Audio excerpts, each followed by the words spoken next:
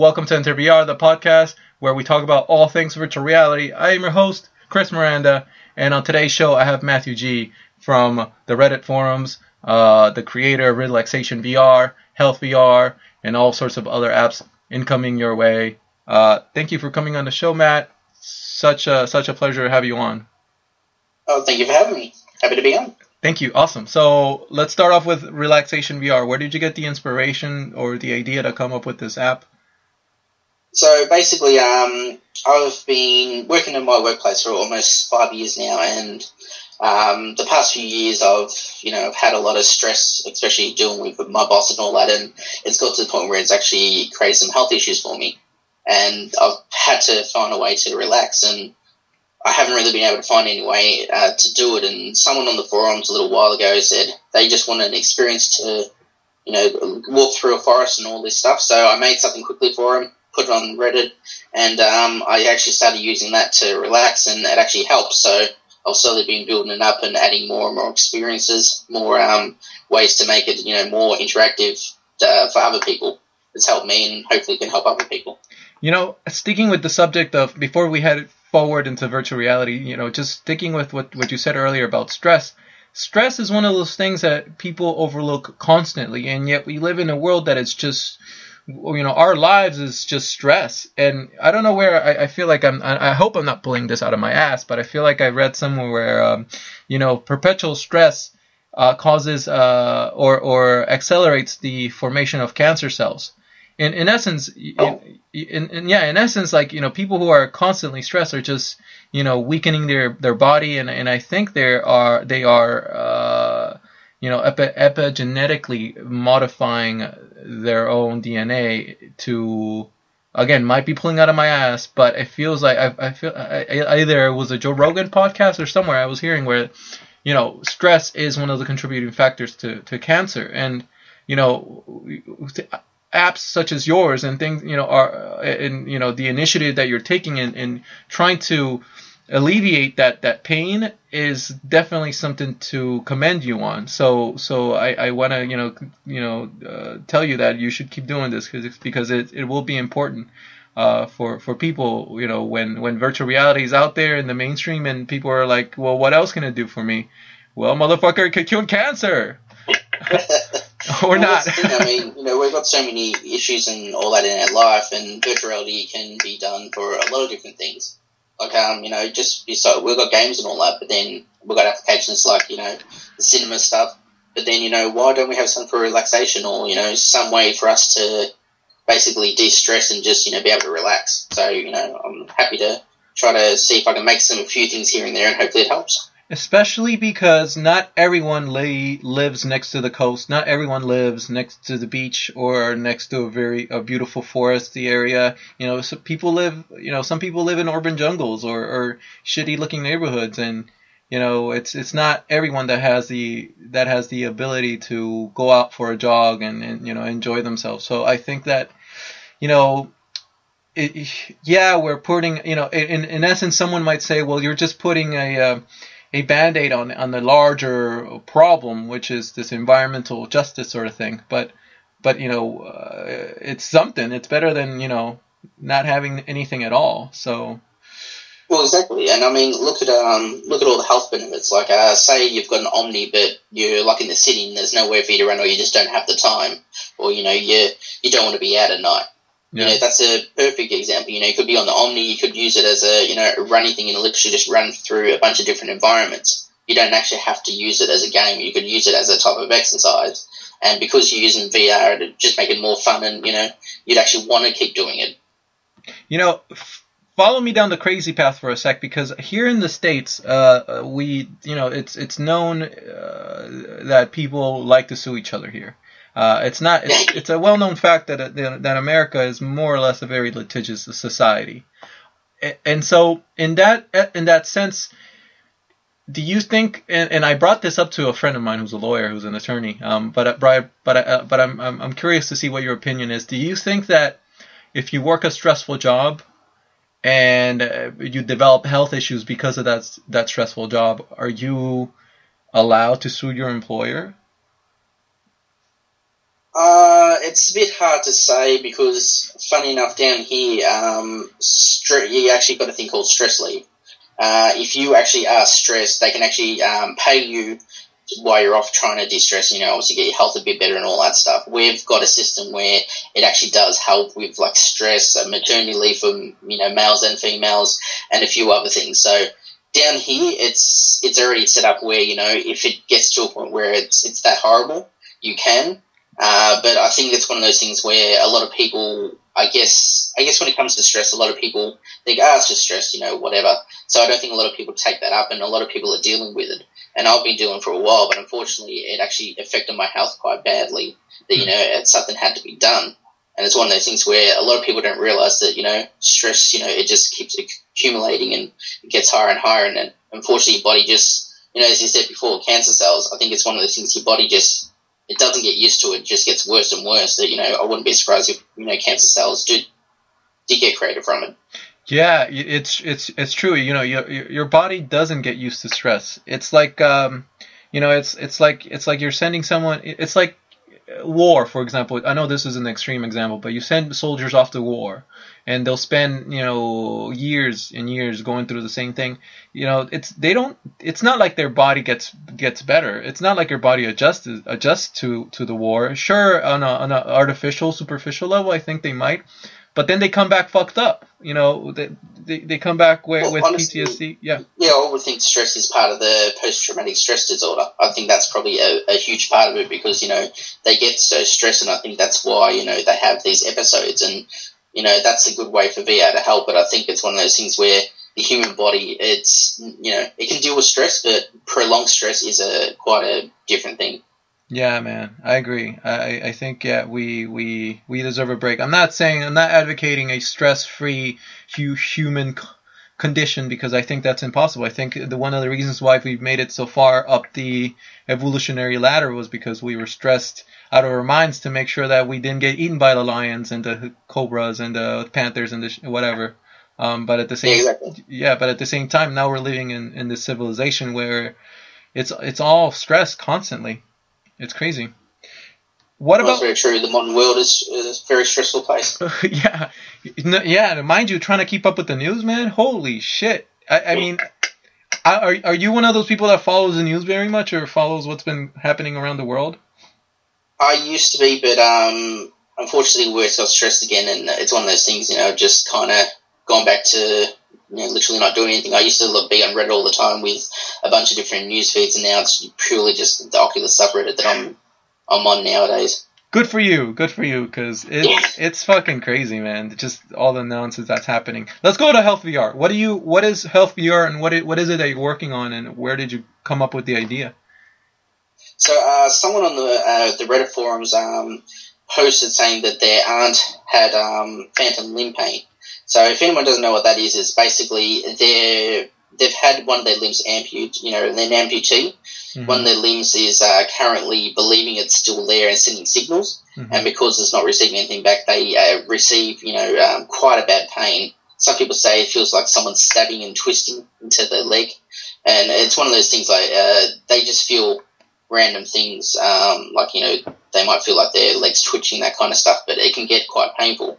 So a guy on the forum said he had his aunt that was amputee and she had a phantom limb pain. So he was saying that he thought VR would be a good option because there's this guy that's been using this thing called mirror therapy. Mm-hmm. And what they were doing was they were basically having a mirror, depending if it's a leg or arm, but they had a mirror, so you would basically tilt your head where it looked like you could have both your arms again, so it looked like it was in the correct position, and then you'd move one of your arms or your legs, and that would actually trick your brain because you saw both arms and legs, and it would actually help with the pain. It either dulled it or even got rid of most of it.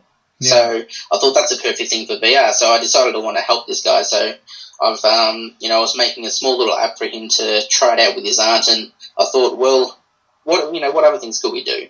So I've been slowly trying to expand it with a few different things, but I wanted to have something that was free for everyone to use, but also they could modify it and add new things on. So I've been using it, making it with the Talk 3D engine, and I'm keeping all the source code there so people can add more stuff on, possibly, even help other things, but also because it's free, it will be public domain, anyone can use them. So hopefully, it can be used in a setting where, people can actually be helped. That sounds awesome, man. Yeah, keep it going. Have you thought about perhaps, or what does it look like in terms of the medical field and what is currently being offered for people with phantom limb pain? Is there anything that even comes close to what VR can possibly do? How are people treating phantom limb pain right now? Currently, it seems the best method. They do use drugs, but a lot of people say they're not actually very helpful. The mirror therapy seems to be the main one, and it is obviously cheaper with the mirror. But I think the issue is that it doesn't convince you enough. Like it works on some people, but it doesn't work on all people. I've never been able to, do a study where, say, VR was more convincing than the mirror, but it's one of those things where if you've got VR in a clinical state like that, if you've got it where it can help multiple things, I think it would be worth the money. Oh my God! If is selling really cheaply like they are, then, I think that would be worth the money for people to be, helped, and if it can fix a few different things, or at least help with a few different things, I think it would be fantastic. Especially because the alternative is either mirror therapy or drugs, and drugs, I imagine would be synthetic opiates, and yes. And those could get addictive. It seems like they're, here is this option that is around the corner that could be so much better. Have you at all considered perhaps partnering up with a local university or someone in academia that could back you up with research or grants or anything? Honestly, I haven't actually thought of that. I mean, I would like to have it free where it wouldn't be specific to a university. If universities wanted to use it, I hope I'd make it good enough where they would. At least, it could be more than one. It's free out there and people can start adding more stuff on. If the community could jump in and add more and more things with it, I think it would be fantastic for anyone to try. Because I've had a few people messaging me on Reddit saying they had arachnophobia and they wanted to get over it. So I've got one person that's currently going to be trying the arachnophobia part, and he's going to see how that goes. There's another guy that has headaches, so not sure if this is going to work, but supposedly red light therapy works. So create a whole red room, see if that actually works. If it doesn't, just remove it. But if it does, it'd be great. So let me wrap my head around this. There is red light therapy that helps you get rid of headaches. Is that what you're saying? Yes, I suffer from migraines and headaches now and then, but basically what it is that it's supposedly I believe it's the red light spectrum actually helps with your headaches. If you've ever had any headaches and all that, most people, if they are in a dark room, that helps. They might be sensitive to light and all that, especially with migraines. So it's supposedly the red light. I'm not sure exactly how it works, but supposedly the red light does help. And I know I can't get the exact same spectrum of light with the DK kit or any virtual headset compared to a light maybe specifically for that. But the thing is, we don't know if it's the spectrum or it's the color. So it would be interesting to try it out, see if it actually helps people, and if it does, that's great. If it doesn't, there's no harm in trying. I find it quite fascinating and amazing at the same time, the fact that you are open sourcing, collaborating with, I don't know if these people are strangers across the internet, but here you are doing science, from the comfort of your home with the help of strangers who knows where they are. I find that really cool. Has that ever happened before? I don't think so. That's possibly. I think it's one of those things. I think people possibly talk about their issues, and someone might go, "Hey, I think I could help with that." So I think it's happened, but it's just been random strangers talking to me. And funny enough, there was a guy that actually sent me a random message that I can't remember what his specific condition was, but he said that his actually nerve endings overheat, and it actually be quite painful, and he actually felt hot. And it was just something that happened now and then, and he couldn't really do anything about it. Yeah. And I did have a certain level in this Relaxation VR, which was snow level. I had the snow falling down and all that. and he actually said that he looked at the screenshot and did the cross-eyed effect, and it actually made him feel a tad cooler and actually seemed to help. So I'm hoping to have something in there as well like that, because I know currently there are certain places for burn victims. Mm-hmm. They put them in a VR headset in a winter wonderland, and they like throw snowballs and all this. I'm sure a lot of Reddit people have seen the video, and they do that when they're changing the bandages and all that, and it helps with the pain because they're being distracted.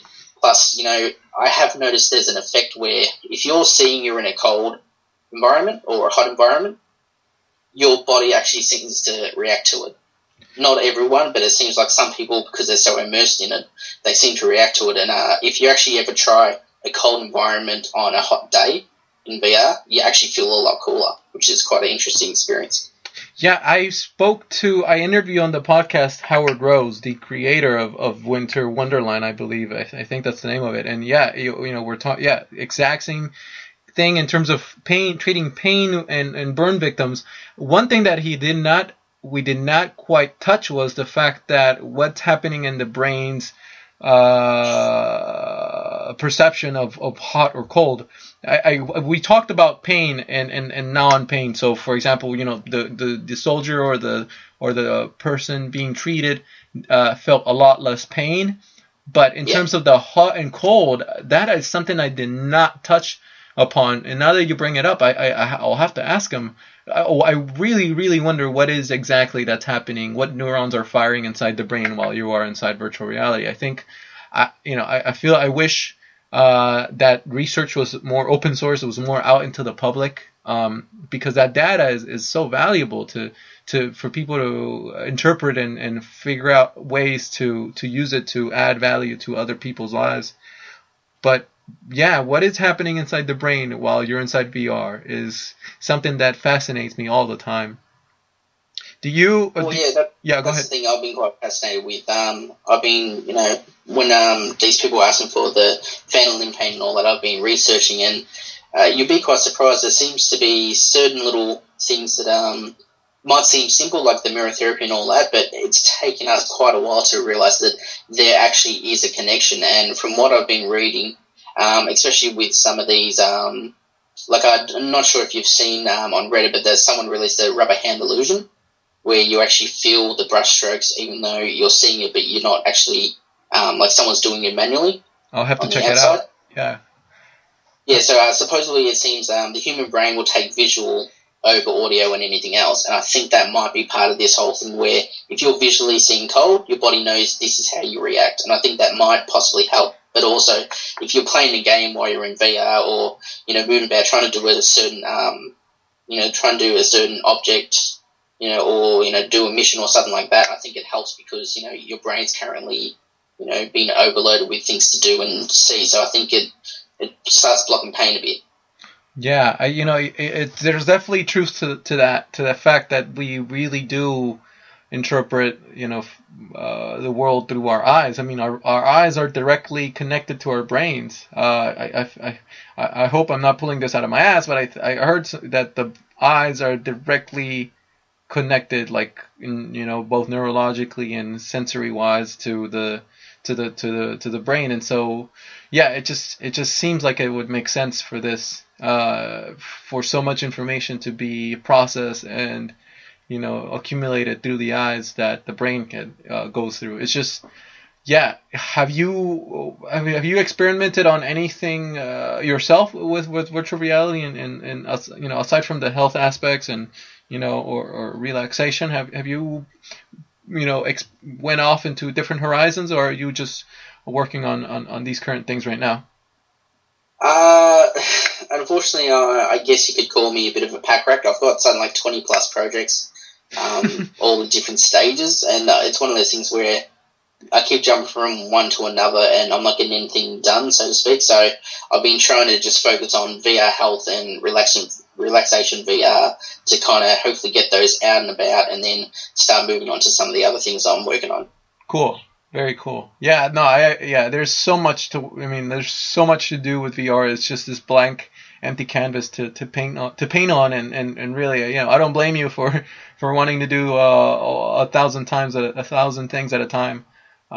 Exactly, and it's one of those things, you just want to try different experiences. So you might want to see what it feels like to, jump off a tall building, or, you might want to see what it feels like to go underwater. So you make a small little experience to do it, but it might not be enough for a game or something like that, or, it might have certain issues with it. But it's nice to be able to, I guess as a developer learning how to do certain things, it's nice to be able to go, I wonder what it feel like if I was underwater, or, I wonder what it feel like if I was in a forest but I had my fan blowing on me at the same time and I saw trees swaying. So it's nice to be able to do that and try it out and just basically, find out what works, what doesn't, and also, what might surprise you as well. Another thing that's been sort of that I've been thinking a lot about, and I'll probably experiment with this on my own, but not until I get DK2 on my hands. I want to see what it'd be like to be inside VR for 24 hours at a time. I mean, go from waking to sleeping to waking again inside VR. I wonder what are the what impacts or if any would occur if you push yourself to be inside this virtual world. I don't know. What would you think? Well, funny enough, I know somebody Bruce has actually fallen asleep, and it took his brain a little while to realise he's actually in VR, and that actually happened to me a few days ago.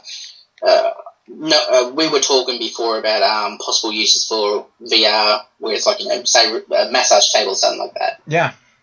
And you came up with that, you're saying, a massage chair and it rocked you certain ways and all that. So I decided to try that. So I actually had VR on in a massage chair, and I just had like the sun, going from day to night and all that, watching water move and all this. I actually fell asleep.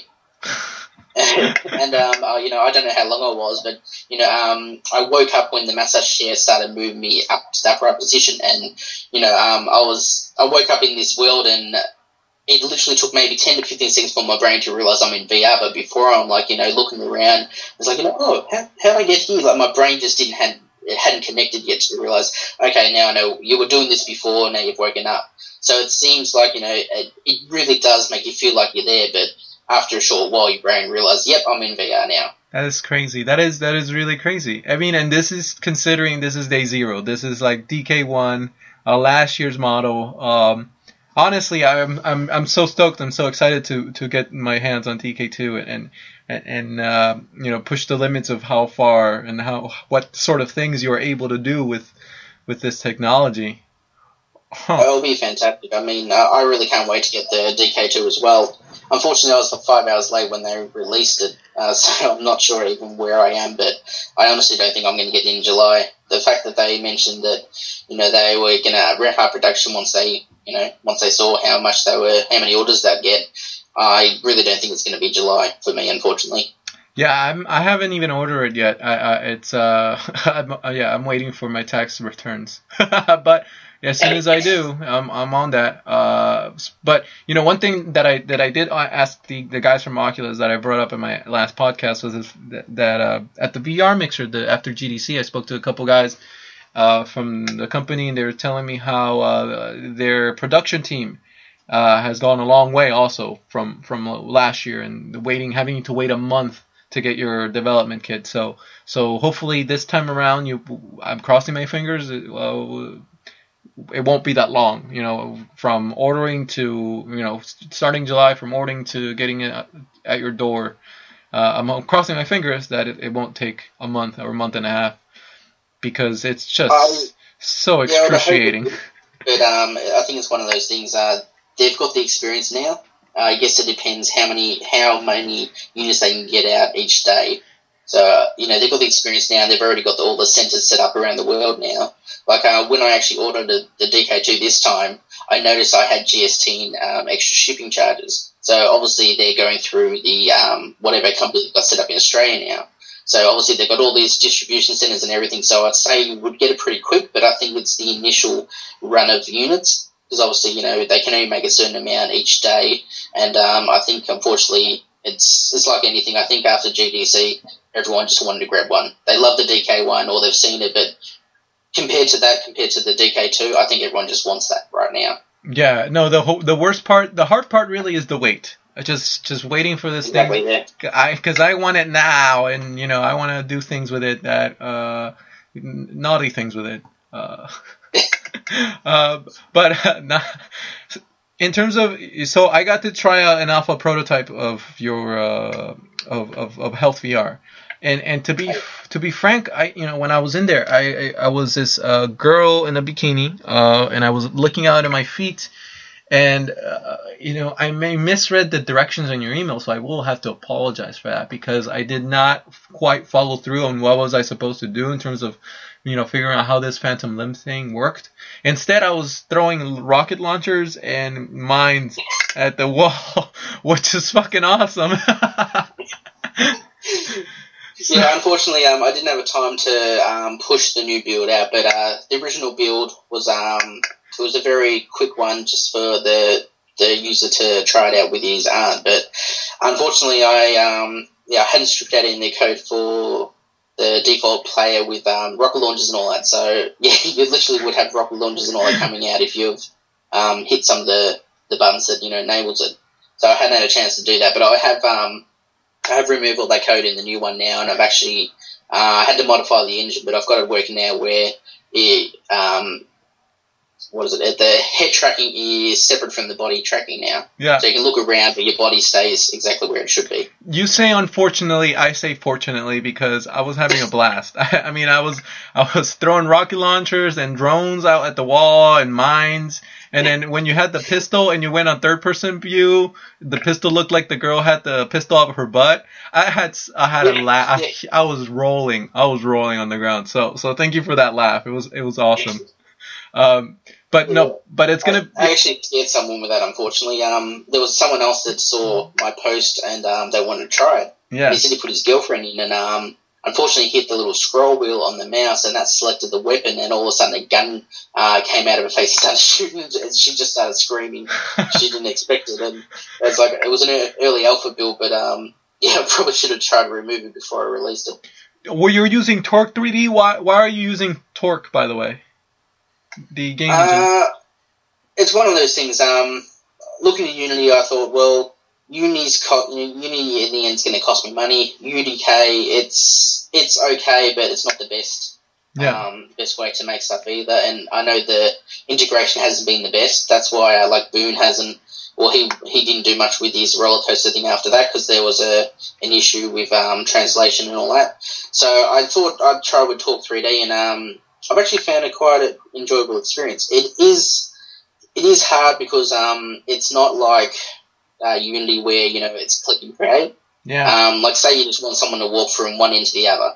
In Unity it's all clicks. With Talk, you make a pass, they go from here to here, but then you literally have to create a script and actually write it from scratch to say, okay, go to next node, go to next node. So it is a bit harder in that way when you got to do game mechanics. Yeah. But it's free, it's under MIT, and I thought it's great that I've got the source code, and it's actually helped because I've been able to integrate a web browser into the game engine now, so I can actually have a web a screen to any website in a game, and you can actually have that integrated into the game as well, where you can have your own interface set up in say Flash or HTML, and I can actually send code from the JavaScript to the game engine to say open door or run any kind of command in there. So it's been really, interesting to be able to play with the source code as well. And I think that's great that now UDK's got their source code out as well. So I think it's one of those things, I just wanted that because it was MIT and I thought it was the best option at that point. Yeah. And, it has been a bit hard, but it's been a very, very good experience to learn the code and all this stuff. Awesome.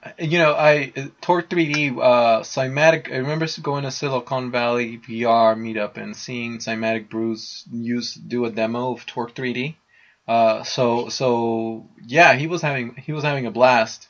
I'm not sure how much time he's gotten lately to be able to keep working at it, but I've gone. It was good because me and Cymatic Bruce, we were using Torque and we've talked a bit about it, but unfortunately it's one of those things where you want to make a game, you want to prototype it easy. Unity is probably the better bet to do it. So unfortunately, I seem to be one of the only people that's actively using it at the moment, as far as I can see, at least. Yeah, I'm done. I'm not. I tried using Unity, and it was fun for a while, but I've crossed over to Unreal Engine 4. It's been probably one of the best $20 I've ever spent.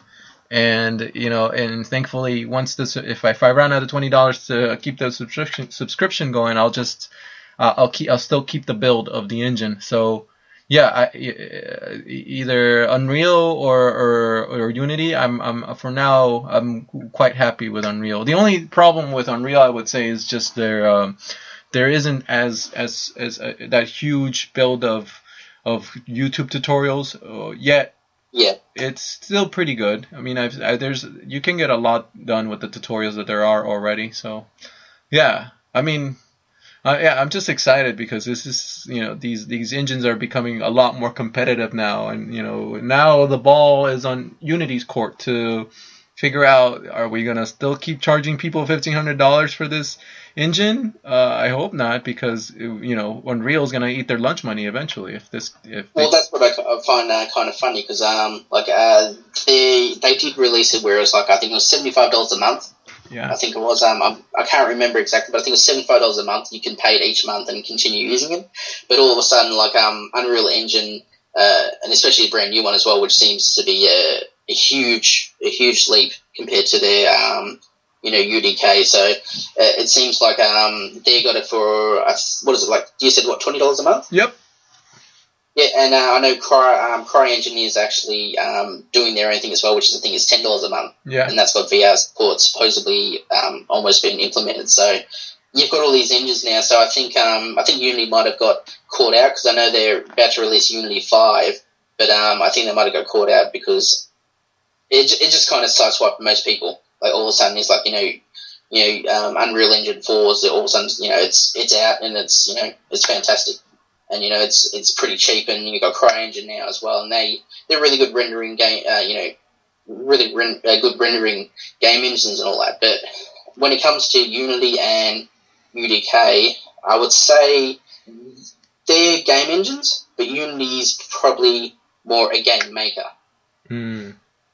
It allows it easier to prototype stuff and all that, and I think that's more a game maker, where it's got the stuff set in there where, say Talk, Org, 3D, all these other ones, they're game engines, but the thing is you need to understand and be able to make the extra stuff. So the Unreal Engine 4 has, added a lot more features, which makes it a lot easier to do it, but I think there's a big difference between Unity and the other ones now, still. Interesting. What is your, just going back to you, and what is your ultimate goal? What do you envision for yourself in the future, coming, come consumer release, come a year from now, 2 years from now? Where would you like to be? Well, that is a good question. I would honestly, I like making these experiences and games for everyone. I'm hoping to release, a Relaxation VR for a few dollars, and around $5 hopefully. I'm hoping to release that and use that money towards possibly getting a Unity license, but also towards Health VR, and get some people to model some things. I need people to model spiders and all that, but I also need to make sure it's public domain so people can use in their other stuff as well. So I'd like to hopefully get a little bit of money to continue on with these other things. And Unity's great for some things, but Talk's better for other things. So it'll be nice to be able to use both engines and use the engine that works for me. Cool. And so I see how you are not chasing the money. You're not chasing after, swinging for the fences, trying to make a living. Are you trying to make a living out of this? Are you trying to make a career out of this?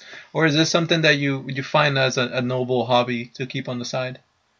Honestly, I think it's more a noble hobby. I think anything, I guess when the commercial release comes out, I might be an indie dev, but I think it's more those things where I'd probably more go donation route than ask for money, because I'm really enjoying it, and I like the fact that we can use VR to help people and help certain phobias and all that other stuff. But I've already got a job, and I don't want to quit my job to do this full time either. So I'd rather have this as my hobby, where I can help people and do this other stuff. And if people want to donate, that's great. Otherwise, I'd rather have it where people can just enjoy the stuff for free. Very cool. Yeah, very noble. I like your style, good sir. What is the thing that keeps So you mentioned motivation. You like helping people. What other things keep motivating you, and what motivated you in the first place to jump into virtual reality? I'll start with that. I think it's one of those things. I think, like with everyone, they've watched all these, virtual reality movies, and it never really got to where it was meant to be. And I think it's one of those things. Like, it's great to play these virtual reality games and all that, but when you get to actually create something yourself, or even just like create a small, simple environment where you can run around and shoot stuff, or even just like explore, I think that's where the power of VR comes in. Yeah, it's like painting. Anyone can paint. You might not think it's good, but you can paint, and that can be a enjoyable experience, and people do it to relax. They might say, no, I'm not very good at it. I think VR is like a new version of being able to paint or draw or anything like that. It's nice to be able to create the experiences for yourself, and if you can give it to other people and they can enjoy it as well, great. If not, doesn't matter. You've done it for yourself, you're enjoying it, and you've got other content as well that you can look at. On a more philosophical / speculation level, what do you think virtual reality will become in the future? I mean, let's give me the best case scenario and the worst case scenario. Ooh, that's a good question. I think best case scenario, it's hard to say. I guess it depends on which route you're gonna go. If it's gonna help mankind and possibly have more social issues or not. Like, I mean, we've had heaps of these kind of things in TV and movies, like, like Sliders. I don't know if you remember that TV show, but they had an episode where everyone did VR, and like, they had the guy in VR, he's painting a wall, he's just painting a wall in this building, but to him he's painting art kind of thing. And they had it there, but then what they realized is that everyone was so sucked into VR that they weren't taking care of themselves, and now it's basically a wasteland, and their society's crumbling, and no one's around now to keep the servers up to do this stuff and all that. So it could be really, really bad, where we might have so many people engrossed in VR. I mean, I know we have people now that are engrossed in, like, say, WoW and all that, and we've had a few people, unfortunately, die because they've stayed up for so many days just playing WoW, and their bodies just quit. So with VR, that makes it a lot easier because you don't have any distractions. You're literally in this world, and the higher quality resolution and everything like that, the more immersed you'll be, especially with persistence and all that. So I think it could be a thing where, it might actually be detrimental to society, but only for a select group, I would say. Like, it's like anything. You've always got certain people that, it's like gambling and all that. They might be more towards, gambling, or more towards maybe being stuck in VR, that kind of stuff. But in general, I'd say we would as a society grow, and the fact that we can actually use this to help people with certain phobias and all that, also help people be able to relax, but also help people be entertained, all this other stuff. But also, a lot of people say it's antisocial, but I think it's different. I think it's actually social because it's a different type of social. Think about it now. We all, you see all these people at a restaurant, and they're all down looking at their phones. Yeah. They're not exactly being social. So I think with this, it can be social online and all that, and it'll be fantastic. Like, me personally, I'm in what they call an LDR, a long distance relationship. My fiance, she's in America. I'm in Australia. So to see her and all that, it takes a while to be able to fly back and forth and, get time off from work and everything. Yeah. But with VR, we can actually be there together, and like a lot of people do that now. They play games and all that. They use Skype. But with VR, to be able to see the person and, be able to have that connection even more than just a video call, that really helps. Yeah. Because, it's one of those things where you just wish they were there. You want to hold them, you want to hug them kind of thing. But I think that would definitely help, and it's one of those things where I think it's definitely going to help society, but unfortunately there's going to be some downsides as well. And that's like anything. You're always going to have some downsides to certain technology. You always have some upsides. But in general, it's going to be doing, I say, the human race would have more to do with reality in a good, positive sense than a bad sense. I'm glad you gave me that answer, because the way the way I sort of asked you was in a sort of black and white sort of sense, and as we all know, the world is not black and white. It's a gray. Everything's gray, and if anything, what you've helped me realize is that what VR will become, it will become a spectrum, and across the spectrum there will be the extremes of what a select few people will suffer through because their bodies, their minds, their social circumstances, for whatever reason, they won't be quite ready to embrace VR positively. And then there'll be the other spectrum, across the other spectrum, where there'll be people like such as yourselves who are embracing this technology to use it for good and to better mankind and to enhance our way of perhaps viewing reality through virtual reality. So it's gonna be a spectrum, I think, and you're right. There will be those who suffer, there will be those who benefit greatly, but it won't be a black and white world. I agree. It's like anything. Everyone says, all these things are tools. That's the thing. A tool can be used for good or evil. Yep. It can be used to help people or hurt people. So it's one of those things. There's a huge spectrum, and there's probably a huge spectrum of how to help people that we haven't even explored yet. Like even just helping people with phobias, that's something that's very new, and that's because a few people have been doing it in the past few years. But now that we've got VR, there's so many new things that can happen or can be done that we haven't even thought of. Indeed. There's going to be someone out there that will think of this fantastic idea, and all of a sudden, it's going to change it even more. Like I think with VR, when we first heard about it and all that, we never even thought about using it to actually be in a cinema.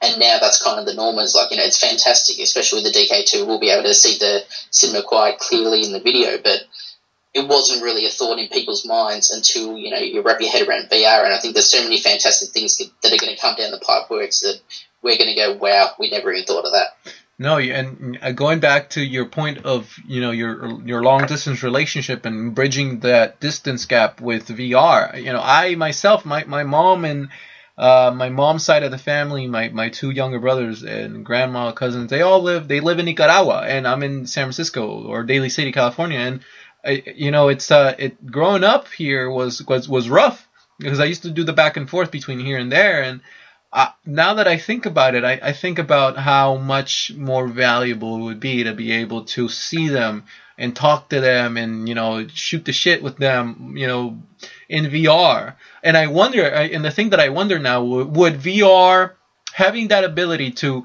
sort of like teleport and be with the people you love across the world, would that make it so that when you see them, you embrace them that much more because they're real, they're there? Or I wonder if it'll make us miss each other less. What do you think? Honestly, I think it's one of those. It's one of those things. It's very hard. I like to say LDRs is for someone that realizes that you might put yourself through a lot of heartache, but it's worth it even just to spend 5 minutes with them. And I think it's one of those things where, this isn't just for, a relationship with a fiance or anything like that, or, your future husband or wife. It's more, it can be for family as well. Any type of relationship you've got with someone, it would be great to be able to, see them. And say we had, like, infinite realities that could scan that person in and we could use Steam or something like that to control the body. That would make it even more, but I think it's just because we've got the presence of them there, even though it might not look exactly like them, it definitely does make you feel closer to them. The same thing, like, if you're playing a game with someone, you feel closer to them. And I think with VR, it can only just, help with that feeling and, it can help you even more. But it's one of those double-edged swords. Sometimes, you might be having a fantastic time and you're talking to the person that you love, but unfortunately it makes you miss them even more.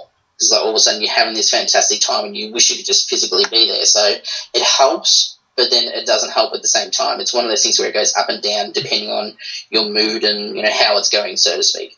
I've experienced a long distance relationship when I studied abroad, and my girlfriend was here in SF and I was in Taiwan, and it was rough. It was rough. It was just a few months, but it was rough. The payoff was the sex was amazing. I mean, when I got back, holy shit, man! The things I did to her. But it was, but again, it's one of those things that, like, I think VR is, like what you said, a double-edged sword, man. I think it could be, and it all could, and then it all comes down to the individual, how you interpret what is happening to you, with you, inside this virtual world. Man, I wonder if tactical haptic feedback would help. I mean, would there ever be a suit I mean, now we're going into the realm of science fiction, or not, where perhaps we could wear some sort of a haptic underwear.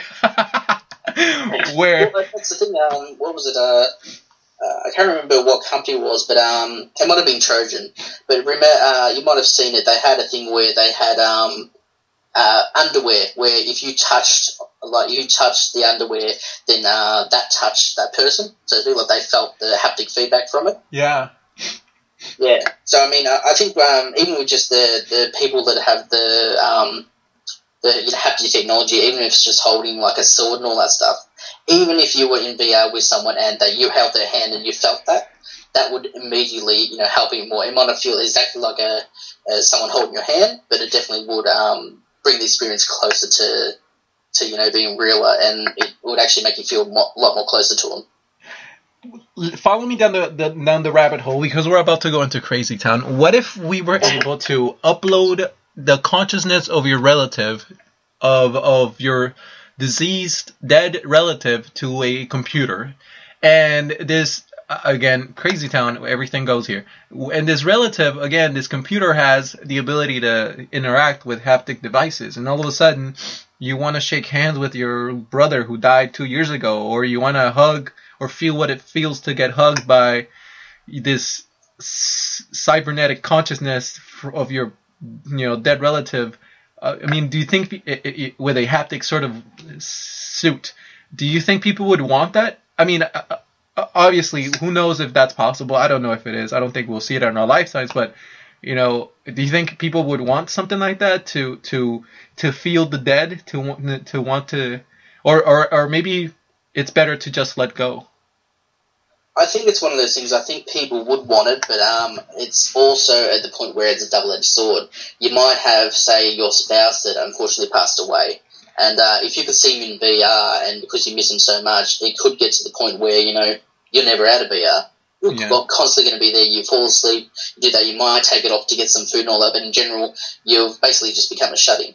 Because, you love this person so much and you can't get, over him. And but that happens now. A lot of people just can't get over the person, but I think it won't help with closure, so to speak. I think if we could upload their consciousness and, like they could say goodbye, that possibly might help with closure, or at least they could hear their thoughts and, like say, yes, I really did love you and all this kind of stuff. But I think it's a double-edged sword where some people, they won't be able to let go. And the fact that they've got them back, even if it's just it's not them, but it is a part of them, I think a lot of people will latch on, and it will be hard for them to let go. Yeah, there's definitely one of those crazy questions that I think in a parallel universe, or in this one, we might be faced with later on. Who knows? Especially death being such an emotional issue, such an emotional thing, dealing with another human being's death that is close to you. I remember this sort of brings up this Reddit post that I saw of this guy who died in a car accident, and his last text message to his girlfriend was, "What do you want from McDonald's, you fat bitch?" I just don't know what it would be like to be her. I would want her. I wonder if she would want to have the ability to, hey, can you say something nicer to me? Like, after... Well, I guess it all depends. Like, they might have that relationship where he's not actually calling her that. It's more... It could be a joke, or it could be something from their favourite TV show. Yeah, like, okay. I do that with my fiance a lot. Like, we have certain TV shows and movies that we watch, and, we might say those kind of things, but, I guess if it was something, it might sound hurtful to someone on the outside, but to you, it could just be something innocent because it's from that TV show and it's a joke. Yeah. An inside joke. So it's one of those things, but that would be pretty horrible if that was the last thing you got from that person. Like, a lot of people had regrets when, the last thing they talked to them, was it was just an argument. Yeah. So, it's one of those things where, I guess if they did have their consciousness uploaded, it would allow them closure.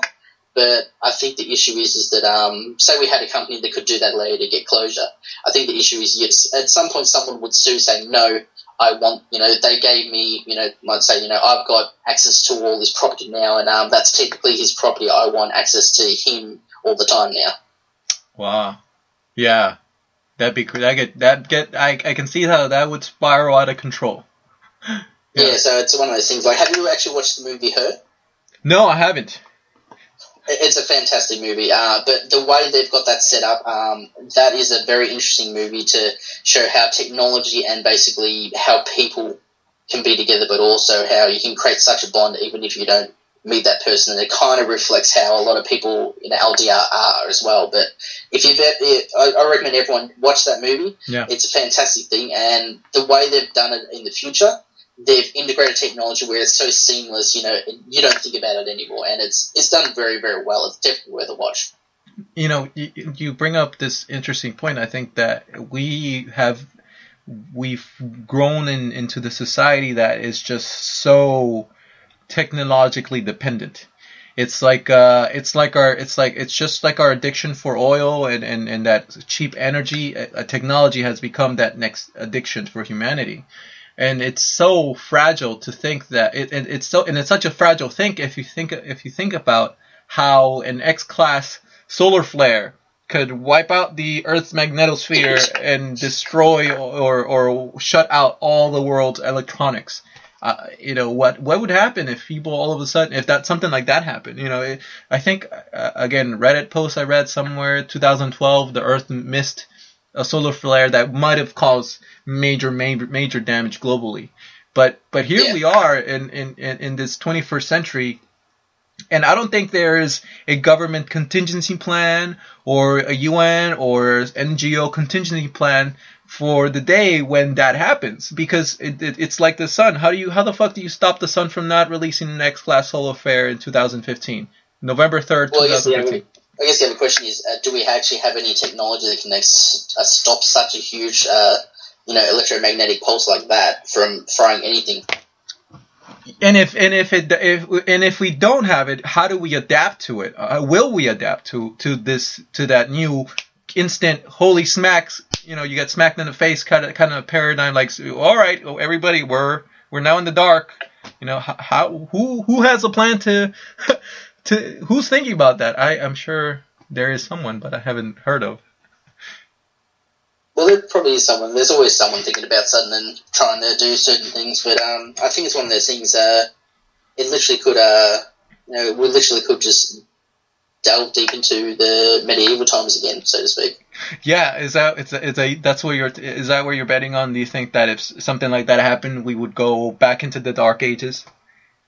I think we possibly would. It depends. Like, I think there'll be so much panic and all that the government possibly might not be able to keep everyone under control, and it might get to the point where all of a sudden, bam, it's every man for himself, and they ransack government facilities or anything like that. And I think the issue is that it could cause an issue where we would go back to medieval times. Because think about it, we know how to do all this fantastic stuff, but it's all in books and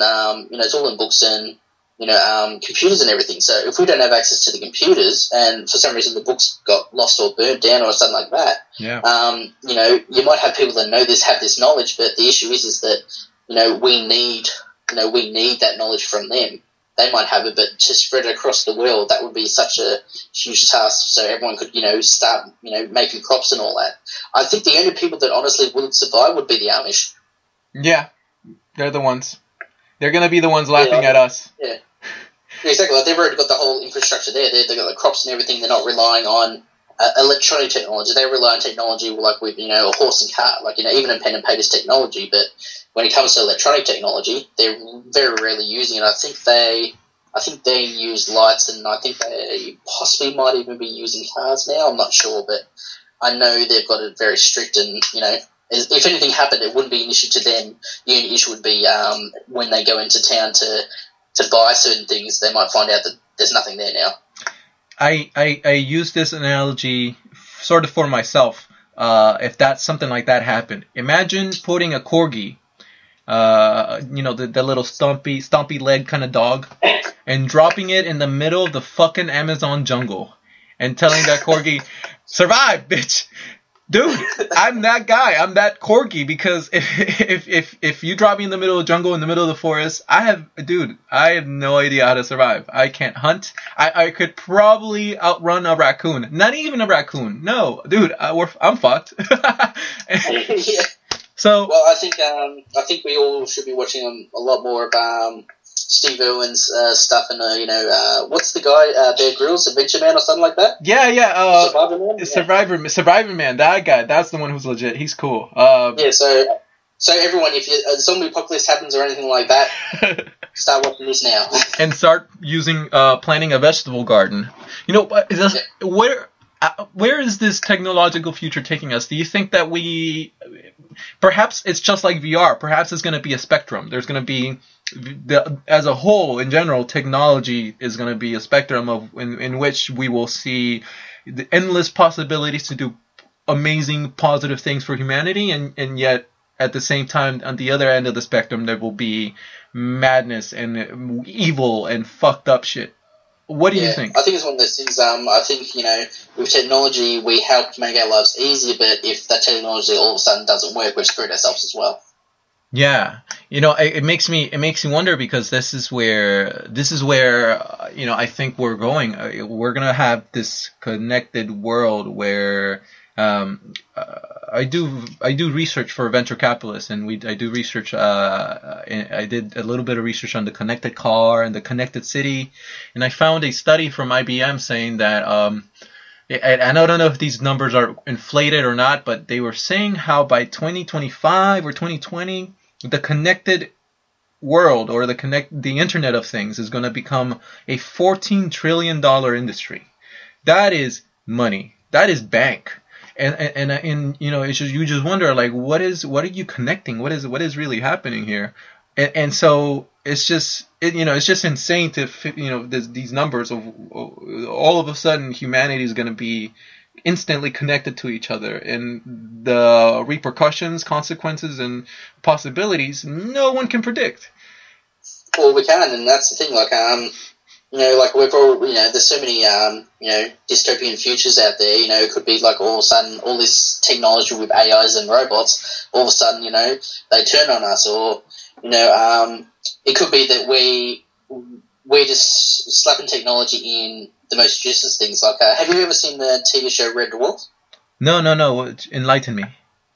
Okay, so that's a UK TV show. It's fantastic. Basically, the guy is the last human being. He's been in there for like millions of years or something, or whatever spaceship he was on.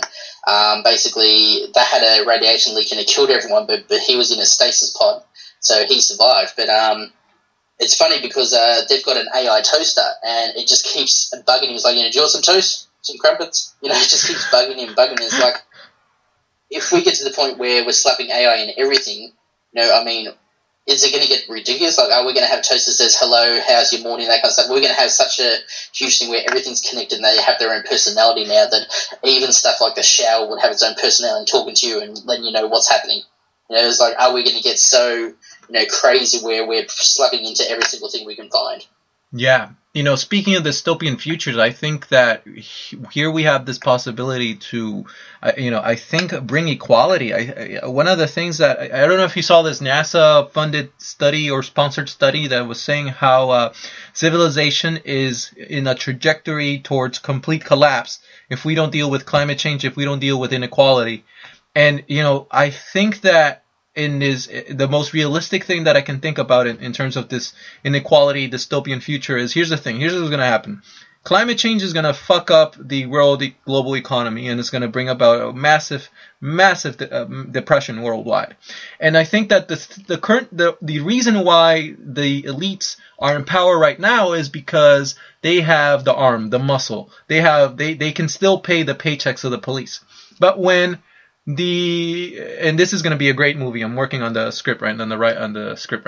But when the police in this economy crashes, right, and they can't pay the paychecks of the police, they're us. They're going to be on our side.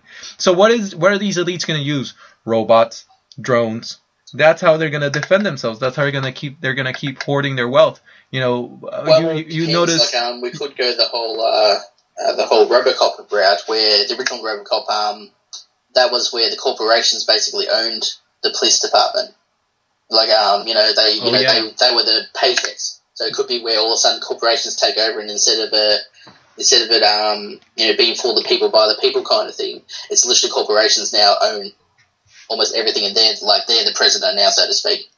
Yeah. it's not far-fetched to think about it. I mean, we already live in this post-Orwellian, Orwell is Sesame Street compared to what the NSA can do currently.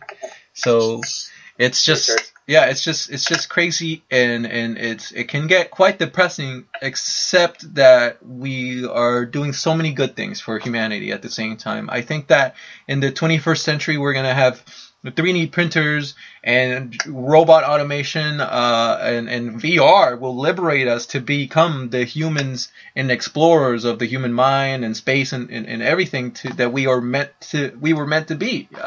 Imagine me being able to mold something, a Hyrule sword, the master sword, and selling, hey, Matt, do you want to check out my master sword? And then I send you the file, that I sculpted in VR, and then you and your 3D printer over in Australia can check it out and be like, dude, that was pretty badass, but you missed this one detail, and then you send me another one. I feel like that could be an amazing future where, and mind you, it would be amazing because we wouldn't need these current banking cartels like the Federal Reserve and the Eurozone. We use cryptocurrency.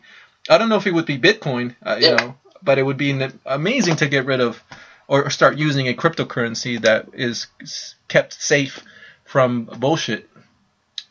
Well, it'd be nice if we had a cryptocurrency or even just one universal currency after a certain thing where, we could just use that, so none of this stuff where you have to pay extra tax because you're in this state or you're in this country and all that. That would be fantastic. But I think it's one of those things like I think you brought up a great thing with the 3D printers, like the patents and all that. The corporations or people held for them kept us not being able to use that technology for a while. Now that they're expiring, we've got all these fantastic things, and we've even had like certain hearts and valves that have been recreated in 3D that actually are being used for people to continue living. And not just in the health aspect, but it would be fantastic where all of a sudden we've got these stores. You pay, say you pay $10, for whatever this thing is, or a toy or something, and all of a sudden your printer, literally prints it out. It's like how they used to say in the future, like you'll be able to buy something at a department store and it literally teleports it to your house. It might not be teleporting. We might actually be physically making it at a house now with 3D printers or other things. Yeah. I dream of a world where, and I hope I can get to see this in my lifetime. I'm trying to get to 100 years old. Hopefully by year 2087 I'll be able to see this. But with the miniaturization of things, I think that in across all sectors, across all things, I think we might get, I don't know, maybe I'm crazy, but I would love to see telerobotics get to a point where I could swallow a robot pill, and that robot pill can perform, I can use VR as a telerobotic medium to perform surgery on my own self. Like, let's say I tore up a ligament on my knee, or not even, perhaps I have a stomach ache or something in my intestines. I can swallow that pill, and that pill is that robot, and I'm controlling that robot, and I can fix my own body with this little weird thing, and then I poop it out, and it'd be like, ugh, that was gross, but it worked. I don't know. I mean, go ahead. That would be definitely fantastic. It's basically WebMD on steroids. Yeah, cut out the middleman. No more doctors. We are our own doctors. What do you think we? I mean, on the more positive end of things, do you think?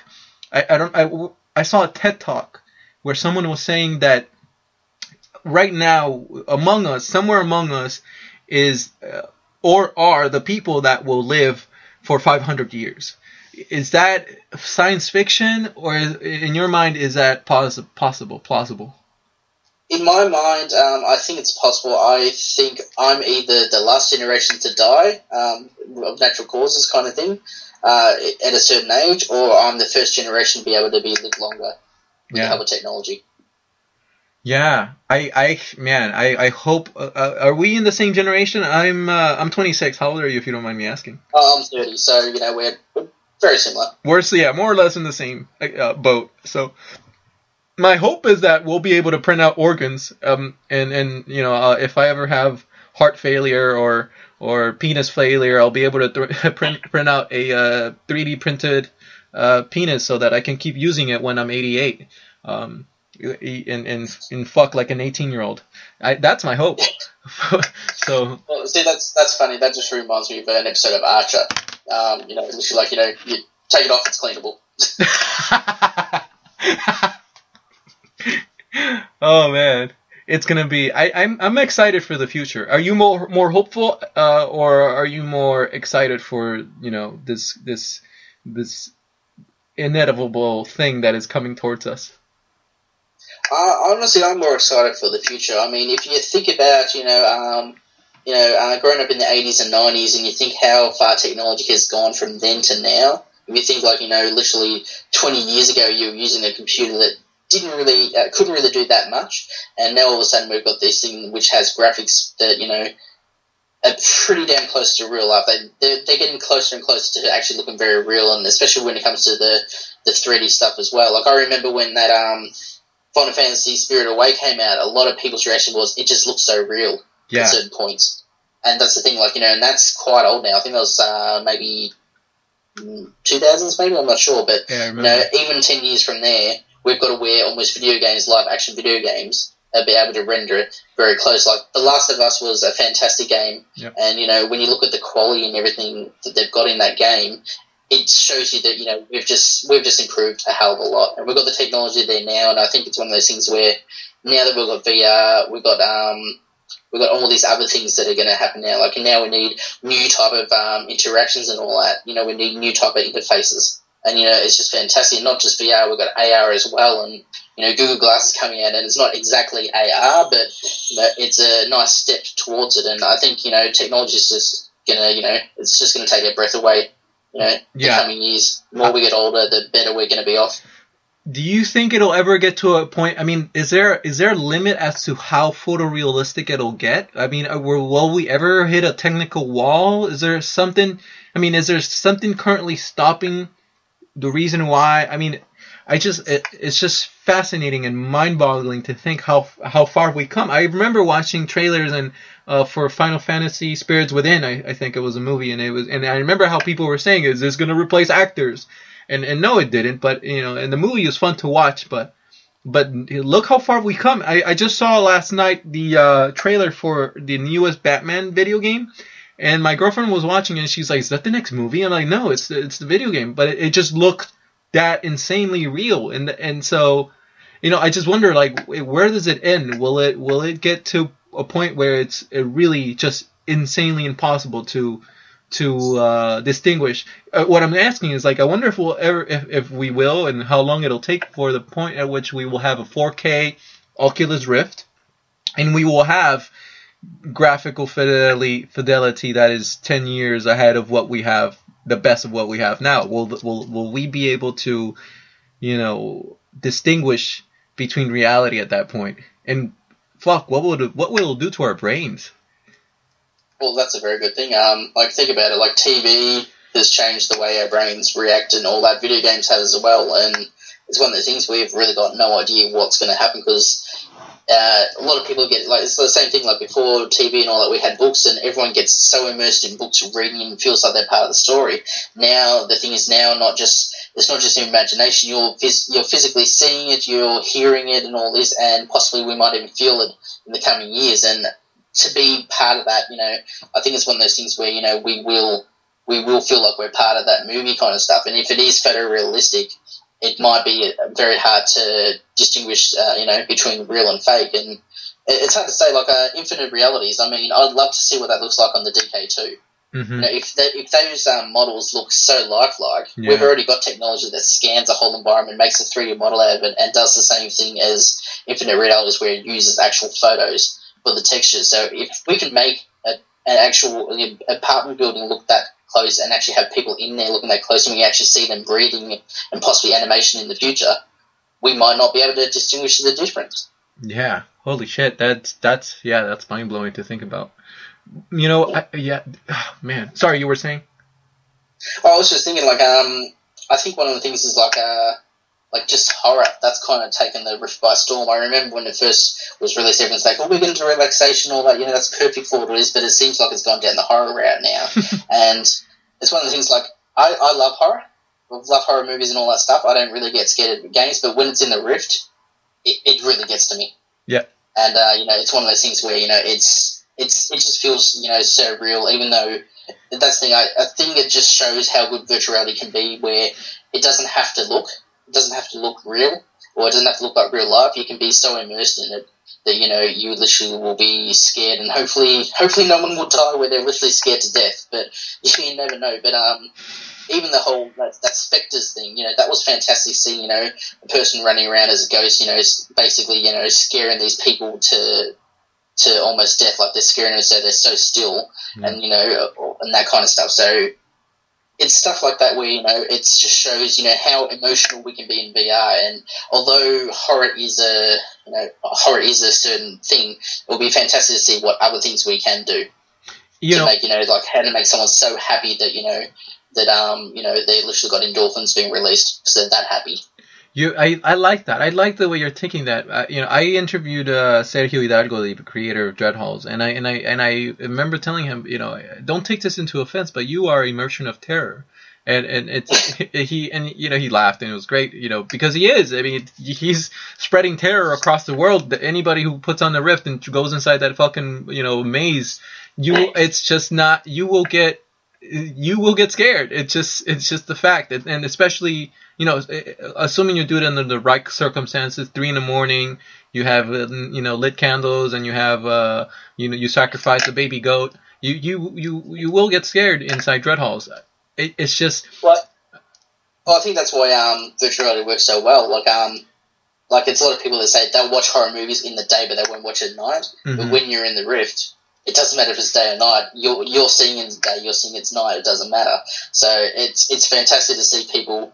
I think it's why horror is popular, because it's not just we like to get scared a little bit. I think it's everyone loves to see the reaction of people getting scared. I think that's what just makes it so fun. Yeah, we're just monkeys all around. We're bonobos that can't quite interpret what is this wizardry technology that we're putting over our faces, and, you know, seeing our brethren get their pants scared off of them. I want to follow up with that point you mentioned earlier about happiness and trying to emphasize bringing about happiness to virtual reality and giving happiness to people. How can that be? How can we do that? I don't know. I think it's one of those things where, you know, we have to try certain things. Like, a fantastic thing is, like, there's a video on YouTube. It says, I think it's called Dad at Comedy Barn. Mm-hmm. The way that guy laughs, it cracks everyone else up, and when a lot of people watch it, they just crack up. So, and it's one of those things, like, if we see someone laughing and we get the joke, it seems like a human reaction to join in. You might not find it as funny, but we seem to join in and get our own enjoyment out of it. Or if it's really funny, then, you know, it could be great where, you know, all of a sudden, bam, you know, we've got so many people just laughing out loud, and they're enjoying themselves. Like, I remember someone was saying on, I think it was on Somebody Bruce's stream, someone was saying that they were playing a horror game and their parents ran in because he was screaming so loud, thinking he was getting murdered. It's like 2 a.m. or something, and he's just screaming, and of course, you know, he's not really noticing it, and they're just all of a sudden they run in and they're scared him even more because they just grabbed him. Like, what's wrong? So, you know, I find that funny, but, you know, I think the guys at Riftmax, they're doing a great job where, you know, it's not just movies anymore. They're trying, you know, comedy shows and all that stuff, and that actually seems to be going down quite well as well. So people seem to be, you know, really enjoying it, and they're saying it's getting similar to, like, actually going to a comedy club so you can laugh. So stand-up comedy in VR will be, you know, one of those things where it's fantastic. Plays in VR could be really good. If we've got the whole motion suit and all that, that could be a way where people can actually glean enjoyment from all these things that they might do in the real world but might not be able to do. Like, it might not be available in Australia. It's only available in America, but if you can see these people doing it, that will make it even, you know, make it more fantastic for you to view it. That is. I think that you're right. I think that positive social experiences inside virtual reality are a given in terms of, you know, just if you how do we reach happiness? How do we find people? How do we give happiness to people? I think that a positive social experience like the Rift Max Theater, you know, I was, man, too bad my Rift broke the day that I was trying to get in there and go on stage and talk about the time I put peanut butter on my chest and try to catch a raccoon. But, you know, I think you're right in terms of that. What it is, what are the experiences? I think that social experiences above all are easily the easiest and the best way to give people that shot of endorphins and dopamine into their brain, you know, that happiness. Yeah. Yeah, because that's the thing. We're experiencing it and we're having fun, and you know, it's one of those things where, you know, there's nothing. Just because you're sitting on TV and watching like a comedy show, you laugh anyway. So there's no difference between that and VR in real life. You might get more in real life, but when you've got a more social interaction in VR, I think that will help a lot. And I think when it comes to VR, I think we're going to see a resurgence in a lot of different things. Like I was talking to one of the RiffMax guys, and think about it, parlor games, they could become a huge thing again. Like let's say like 20 questions. Or you know, I can't remember the name of the game, but I think it's just called Who Am I? Yeah. Where you have like the thing above the head saying like I'm Michael Jackson or something, and they've got to guess and they ask the audience. Like even just simple things like that, I think that those will come in and we could actually have these family game nights again, especially if they're you know, not even available in the same place. Yeah. I think it would be fantastic where, you know, even just, you know, it's like say it's 3 o'clock in the morning for you, you know, and it's like midday for me or something like that. The fact that, you know, if you're up and you're bored, you could actually go in there and enjoy and have a great night with, you know, all these people, you know, just, it could be talking, could be doing anything. And like the same thing with the VR chat. That's purely just for people to go into this like cafe or museum kind of environment and just talk. So, you know, being able to do that stuff, being able to do like parlor games that we used to do in like the 1920s and 30s and that kind of stuff, you know, I think it's those little social interactions we do, we're going to bring them over to VR and allow us to do them with people from all over the world. Dude, I love that idea. Man, is someone working on that? Is someone actually coming up? You know what I thought about? How fucking amazing would it be to play Monopoly with my family? Get on a Monopoly board and be the Monopoly character and play Monopoly with my family and talk shit from each other from across the board. I own 3 hotels. Well, you're about to walk into my space, and you know, damn, that's genius, dude. That we could bring back the board, you know, the game boards and stuff into virtual reality. Whoa, man, I like the way you think. You clever man, you. Well, think about it. Anything we do in real life, it can only well, not everything, but say 99% we do in real life, it can be made better in VR. Like, say we are playing Monopoly against each other. The thing is that we can actually have it where it looks like the animation, like a house has actually been built on this, and it actually has like a whole landscape or something there for that specific piece. So it's not just moving this piece around the game board, you know. And that's the thing. Game boards have actually, they're actually still quite popular. They've actually got a resurgence, and there's a lot of great games out there like Catan. You know, there's Ticket to Ride, that kind of stuff. There's all these board games out there that a lot of people love, and they've been translated into electronic form, and people love playing them like that as well. So in VR, it would be fantastic to literally have a game night where you're playing board games or, you know, parlor games or, you know, even just think about it. It would be fantastic if we could play something like tag. You know, if we had a full VR suits in a warehouse, if you're running around this warehouse against other people, it would be fantastic to be able to play tag with someone across the Atlantic Ocean kind of thing. Yeah. And you know, it really will be, you know, if you're getting huffed and puffed, you know, you're going to start slowing down. That means your avatar will start slowing down. That means someone can possibly tag you. So I think that would be fantastic. But you know, it gives us the option to do that kind of stuff. Literally, I think the limits of this technology are the limits of our own imagination. Because basically, that's what I'm saying. There's so many people. Like that's what I'm saying. Like the whole spectrum. There's so much in the spectrum, in the positive and in the negative, that there's going to be stuff that we don't even think about or we haven't even thought about yet. Yeah. You know, and that's the thing. Like, you know, it's like people say. You know, there was a whole joke on The Simpsons saying, you know, virtual gardening. It's one of those things, you know, you might not want to garden, but doing it virtually, it can be quite enjoyable. Same as like cooking Mama series. You know, it's not exactly the same as cooking, but, you know, just actually taking a common experience and putting it into VR really makes it more fun. Agreed. Yeah, no, that's why Farmville took off, and, you know, what's that other Nintendo game? Oh, man. It's his... Harvest Moon? Yep, that one. Yeah, we've got that. Think about it. You've got Animal Crossing as well. It's quite popular as well, and that's a cool game because, you know, you literally got to go around. You know, there's heaps of stuff you're doing it, but you've got to go around. You know, pick up stuff, sell stuff, that kind of stuff, and you're talking to animals as well instead of people. Yep. And I think it's one of those things. You've got totally different experiences. I think people thinking talking to animals probably wasn't going to be a game. Mm-hmm. And it turns out, it's actually quite an enjoyable game. So there's so many different things that we've been doing over the years. Bringing those into VR will make it even better. Let's philosophize for a sec. Do you think it's cheating if I fall in love with someone else inside VR?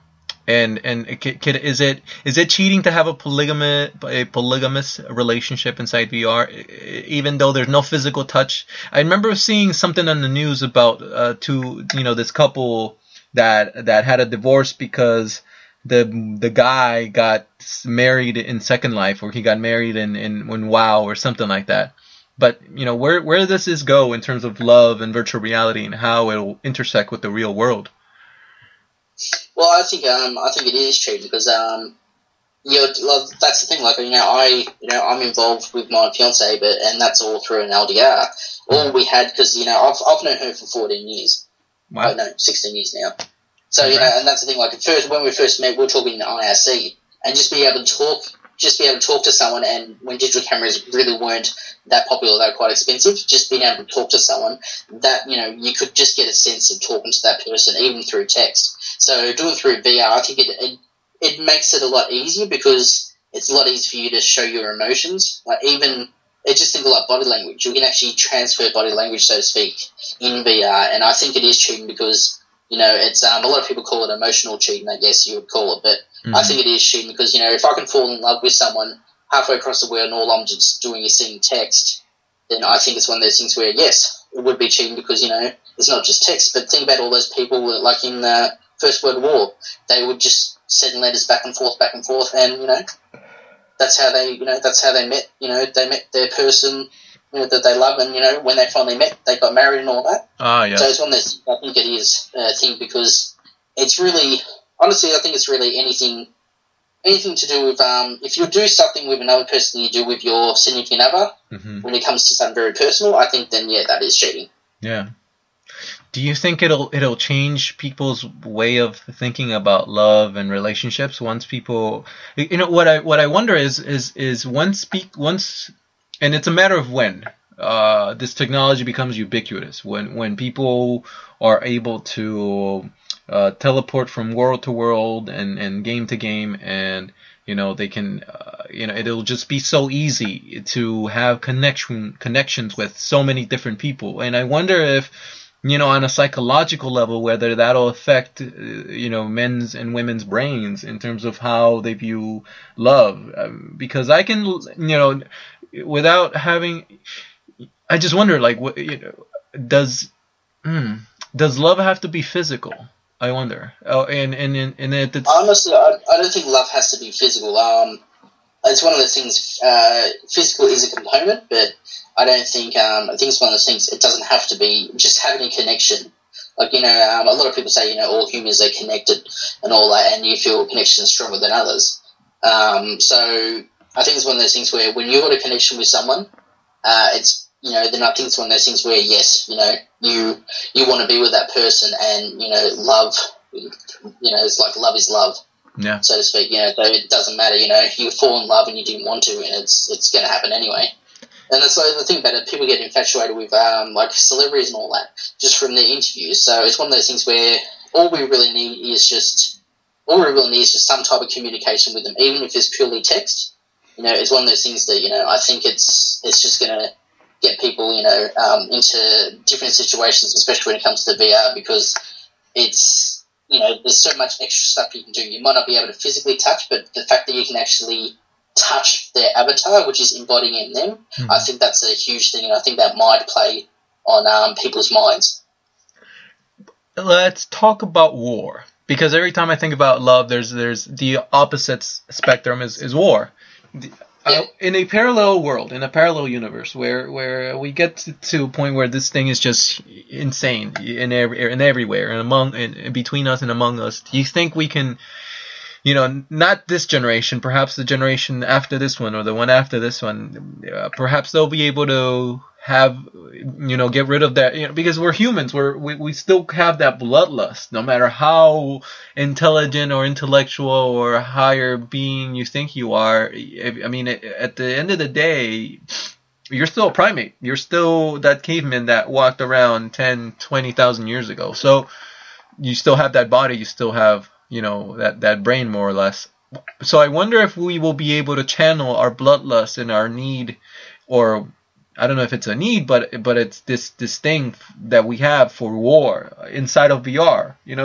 I imagine if we could just only, like World of Warcraft. I remember people have these clans or whatever, and they go at it, and at the end of the day, no one dies.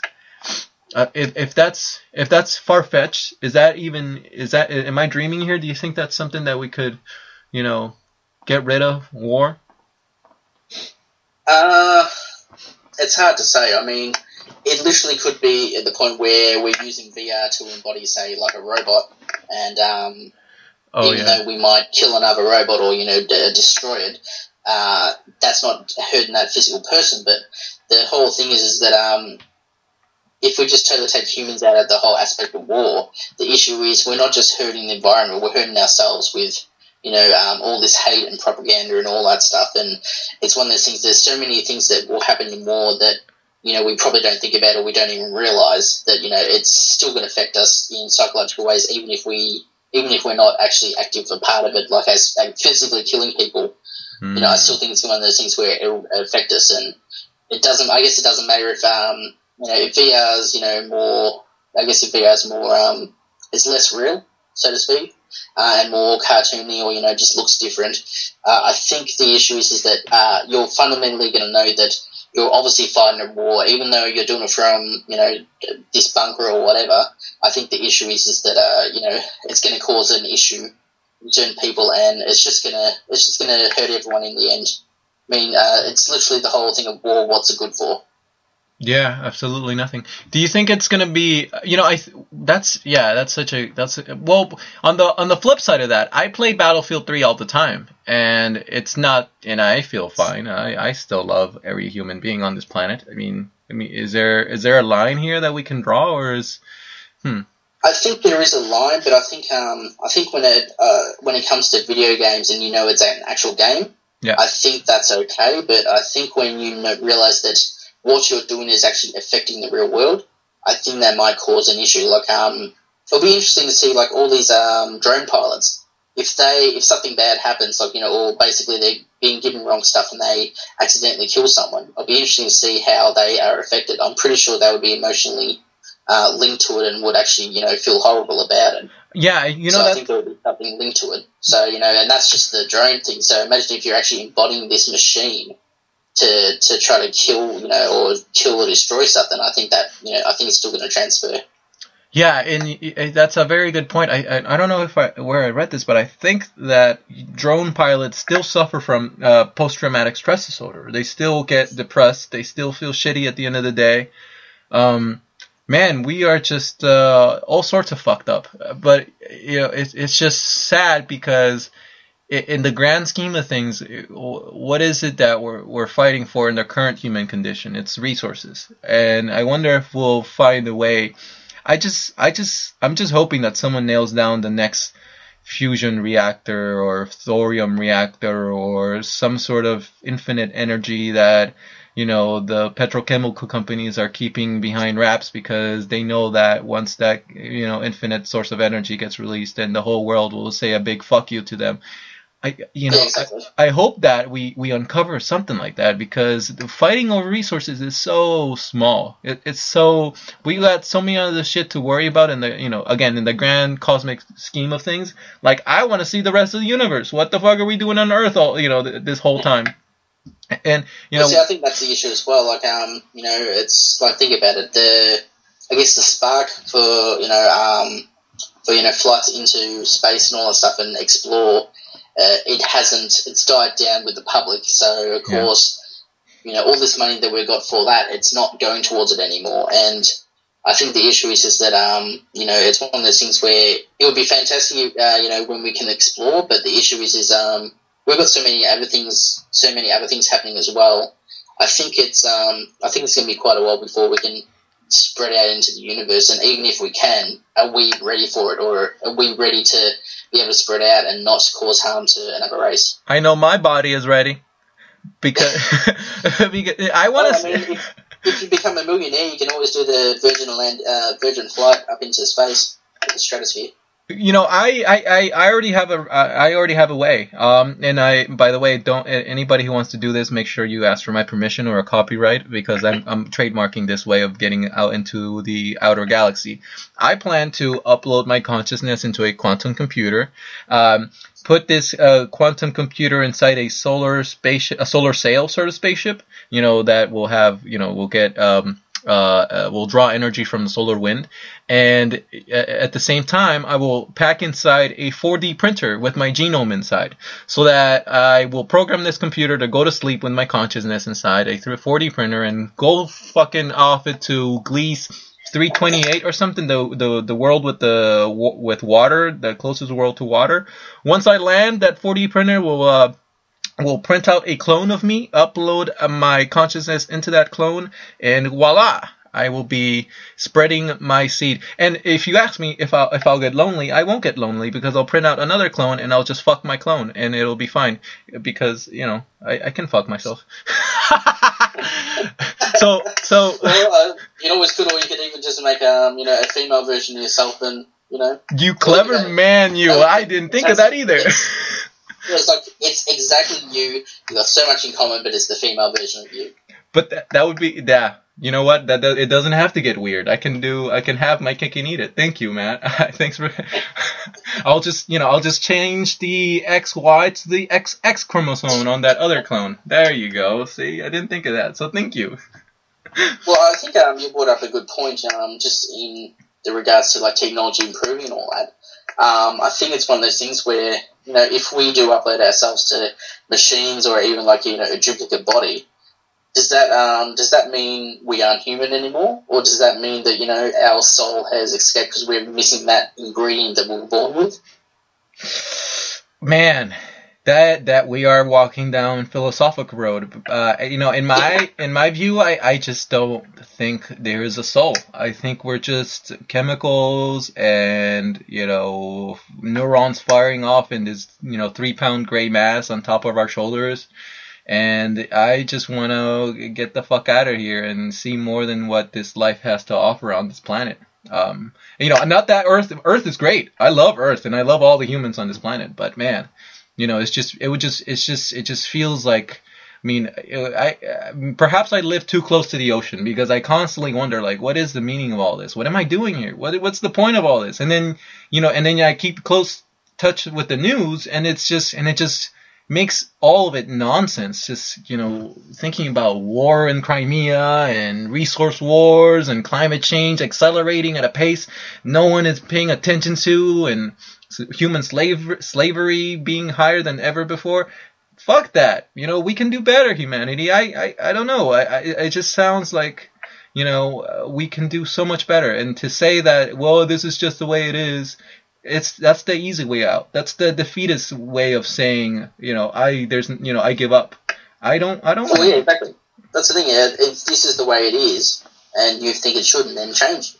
You know, everyone says, you know, there might not be, you know, one person can't make a difference, but that one person can make a difference to someone else that might give them the courage to stand up for something else. And all of a sudden, you've literally got these people believing in the same thing, or thinking, yes, we do need to change, and that's literally how an idea grows into, you know, something epic. Yeah, you know, and what I'm counting on is on human reactionaryism. I just made up a word, because human beings are great at being reactionary. We're not very good at being proactive, unfortunately, and you know, you know, even though the writing is on the wall and climate change is impending and coming on us at a rate and with a force that I can't predict, but I'm sure as fuck scared of it, and I want to do something about it. But you know, what I'm waiting on is it's going to hit hard. It's going to smack you hard in the face, humanity. And when it does, my hope is that, you know, like always, we will react and rise to the occasion and find a way to adapt. Because we won't save the planet. The planet will be fine. We'll just have to adapt humanity to make it out of this somehow.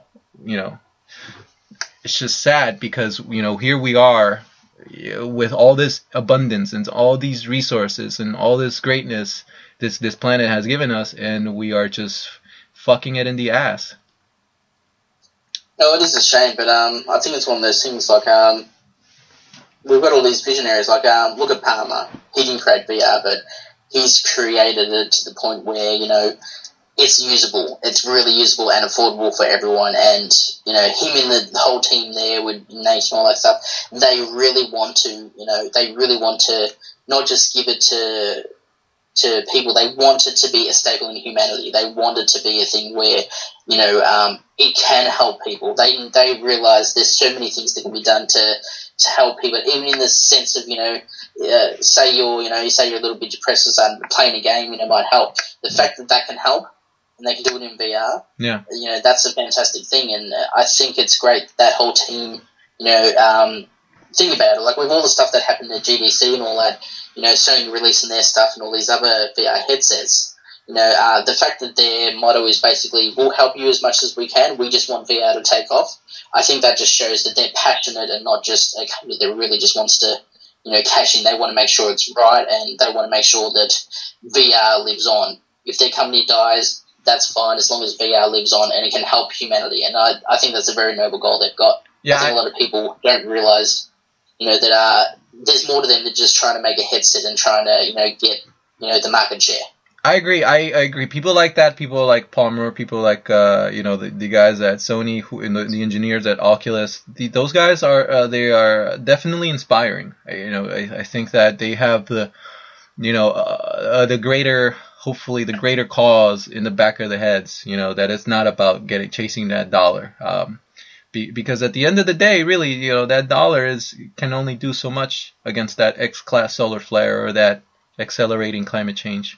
You know, I think, you know, and I think, you know, I don't mean to be doom and gloom. I think there is a way to, you know, fight climate change or figure out, you know, if we could just crowdfund $1 billion research, you know, somehow, you know, we need to crowdfund like $1 billion research project in which we will gather and throw money at the greatest scientists on Earth and tell them, dude, hey, it's shit is real, man. You guys need to get to work. Like, come up with some energy that is, you know, beyond what we already have, and then we'll cross over, or something like that. Because, I mean, I don't want to just leave it up to Google and Microsoft and the tech companies, you know, to solve the world's ails. I figured, you know, especially at the rate that the internet is advancing and the rate we're connecting, I think that, you know, it won't just be Australians and Americans and Nicaraguans and Canadians and Turkish people. It'll be, we're humanity, and we have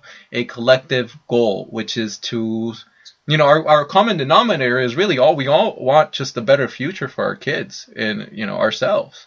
That's, you know, I mean, there's, you know, you could be Afghani, you could be Iraqi, you could be any Venezuelan, Russian. Dude, we're in the same boat. We're in the same rock, hurling across space and time, and we're trapped here. And this is all we got. And, you know, whatever you may think, I'm on your side. Let's work on this together.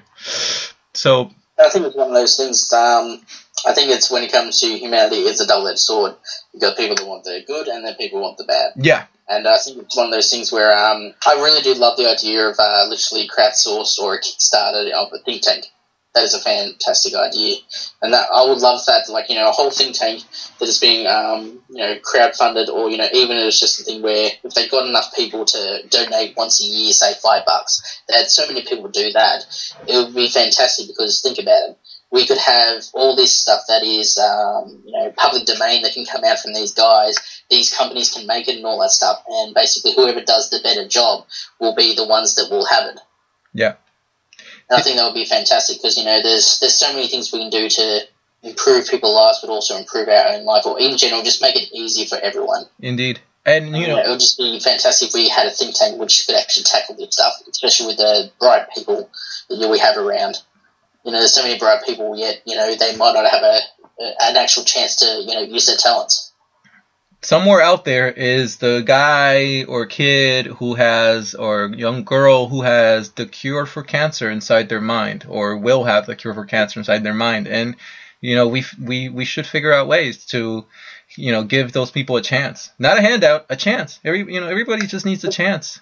So exactly, and I think that's good. And I really like the idea of this, the crowdsourcing, and we could totally go a totally different route. Instead of money, we could literally have it. Someone has an idea, and they could crowdsource it where they've literally got everyone contributing and doing what they can. Yep. Some people might, they might just provide support. Some people might provide an idea, and it turns out that that actually works perfectly well with this idea and helps it become a thing. But I think crowdsourcing is one of those things that's come along recently that is a fantastic tool, and it gives the people the power now instead of venture capitalists and all this stuff. It gives us the power to say yay or nay to these certain things. I love that idea. I would, I have this, speaking of ideas, I have another idea that I think I have an idea to redistribute wealth across the whole planet or render inequality dead in a single stroke. And it involves, again, more crowdfunding.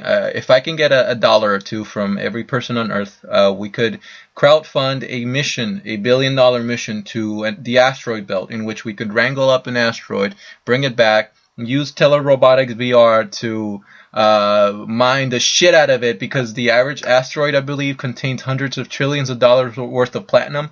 Bring that platinum down to Earth and crash the world economy and render the dollar, the euro, all that bullshit, render it irrelevant, and then we'll move into the cryptocurrency, and then we'll be able to, not have to deal with this nonsense inequality. Why does it have to be that these bankers and murderers and, cartel people have to have the most money? This is the point at which they get assassinated. Why is it that they have to? Why is it that the world has to be this way? Why is it that every time there's a recession or a depression, people have to lose their life savings? Bullshit! It's nonsense. We don't need this. We can do better, humanity. And so, let's crowdfund a mission to the asteroid belt, crash the world economy, and start all over again. Or that's the thing. Like I think I read that basically that's like diamonds. Like they keep such a tight control of it to make it the price for it quite high. But the thing is that there's enough diamonds that if they flooded the market, it would become a thing where it's useless. Yeah, it's crazy. There's so many available now, it just become a thing where there's the price wouldn't be worth it anymore. It's crazy how we humans can give inanimate objects value and value that can draw value that can make us kill and hurt each other for. It's just just on the fundamental level, just fundamentally, what is this? It's a piece of rock, and what are you doing with it? We are exploiting children to mine it in South Africa or in Zimbabwe. Exactly. It's one of those things. It's a horrible thing, and unfortunately, it's such a big problem. There's no one answer. Yeah. And it's going to be quite a while before we can even do anything to, I guess, even make a dent, so to speak. But I would love it if we could go down the Star Trek route where basically there's no such thing as money anymore. There's no use for it.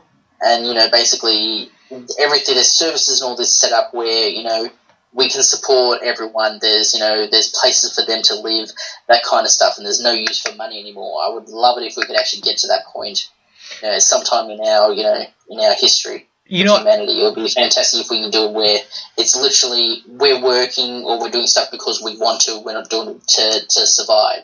It's not money that I'm against. It's the poverty and the misery that is nonsense. People can have money, people can have wealth, and we can take care of our planet. We should figure out ways to have our cake and eat it, because we're that smart. We are at the top of the food chain, and we have the ability to go to the moon and have this internet thing that I can't explain. It's all wizardry to me, but we're still killing each other over natural gas, and we're fracking, and we're, exploiting the Arctic.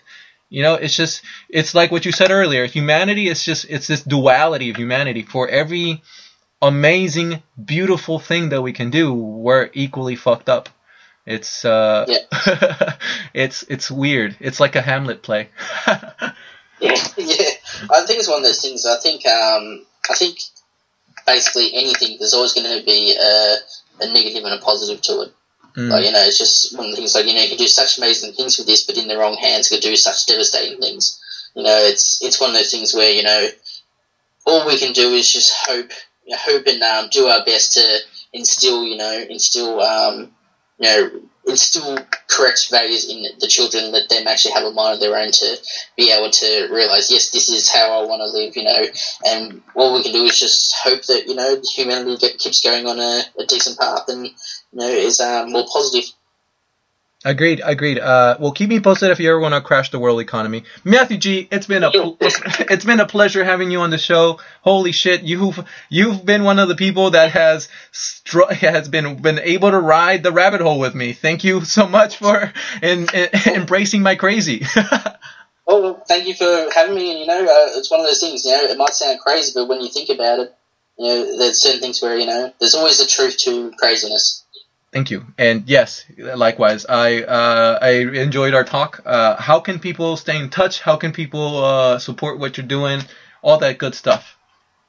As some people might not know, I'm known as VMUKiss on the Reddit forum.